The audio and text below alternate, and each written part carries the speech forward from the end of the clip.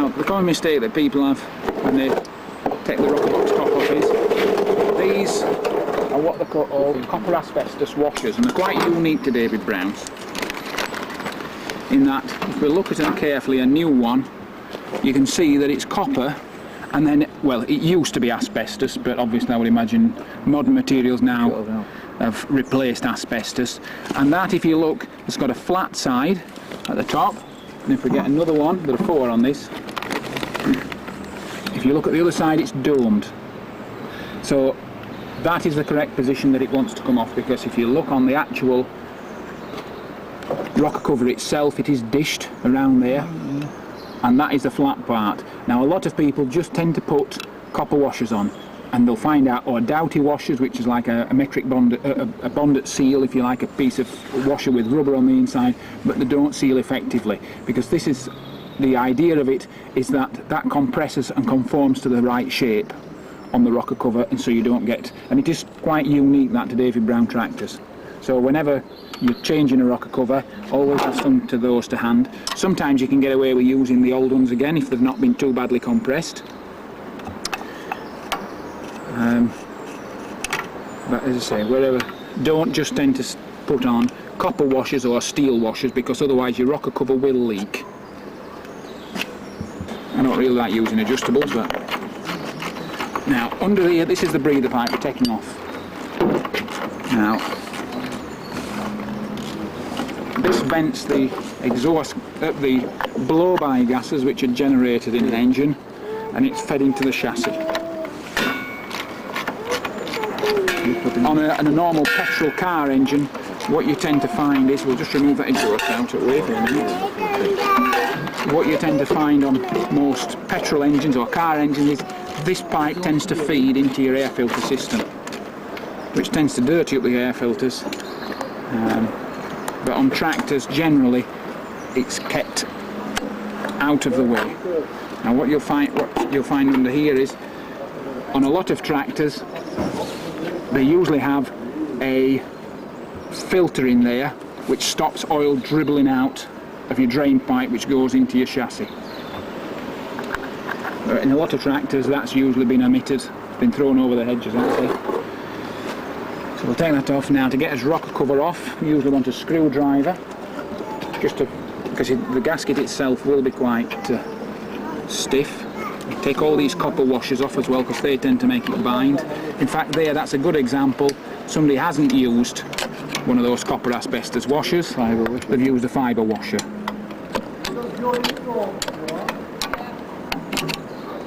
And this is an instance where I would recommend, as I say, you use the correct washer. In a lot of spurious parts, gasket sets, they generally tend to come with the wrong washer. If you were doing, let's say, taking a cylinder out of place in the head gasket. Now then, this is a pretty good one where I can show you here that this has probably been losing, well, it hasn't been losing oil pressure, but I can see an instant fault with this straight away. The grub screw which holds the rocker shaft to stop the rocker shaft from rotating is there. It's dislodged itself. Now, the reason for it being there is that it lines up the hole in the rocker shaft so that the oil feed, the rocker shaft, which is this part here with under the springs, is hollow. Oil is fed up from your main oil gallery up this pipe there, feeds into there, and then it actually feeds up this, what they call the rocker pillar, into your rocker shaft, which then lubricates all your individual rockers. And if we turn this round, we'll find a hole that it should, if you see that now. Can you see that, John? No, I can't. Look into the top of there. So if you see now, that had rotated itself round, and so it's simply a case of rotating it round so it lines up the oil feed hole. Do it again. Take it away and then we'll take it back. With alignment of the rocker shaft, so it gets a constant feed. This tractor will actually have just been relying on splash lubrication from oil actually coming up there. And again, if we look at this, is that vibrated out? It's probably just vibrated out. If you look at this, it is not a standard, what I call a grub screw.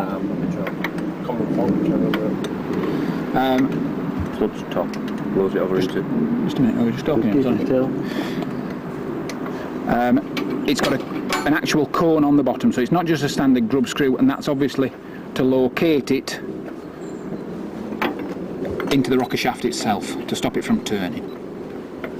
Now generally what happens with these is how they're normally held in is the screw's locked in, and then the aluminium is just simply peened, or what they call peened or damaged around the screwdriver thread to stop it from rotating out again. So if I just need to, if you like, get the screwdriver settled in the screw, because it has been, that's just, so again we just tighten that down. And if you notice, this is the only one with that screw in, so the oil feed comes up there. And again, if somebody was doing a cylinder head gasket or had the rocker shaft apart, it's important that that rocker pillar lives at this end, because if you put another one in, there would be no feed to provide oil feed to your rockers. And then simply to stop it from, take a chisel or a screwdriver and just, these are aluminium of these pillars, so we're basically just creating what they call like a bastard thread, so that we're flattening the aluminium to act as a locking device to stop it from coming out again, and that's simply all you need to do. Now this engine obviously is a 3-cylinder on a 770, 780, 880. It's basically all the same engine. The 770 is a smaller bore.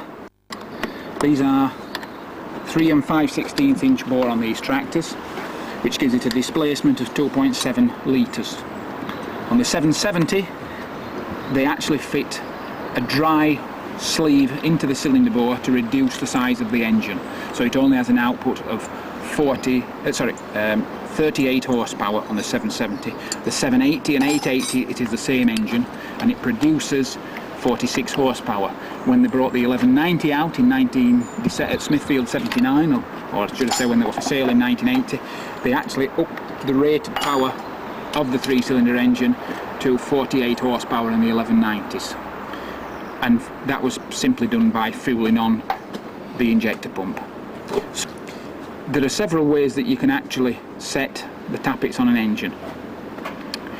With a 3-cylinder, you can either find top dead centre to find on this tractor here. If you look, there is actually 2 holes, and if you look carefully, one of them says TDC, top dead centre, and the other one SP. Now, anybody know what SP is? Right, that stands for spill timing. So if we rotated the engine round, and you can either use a drill bit, there's a hole in the flywheel, the pin will drop into it, and the engine is timed to top dead centre. When you get it to top dead centre, we'll look in the manual, there you will find that it will tell you to set, as I said, set the valve clearance to 12 thousandths of an inch.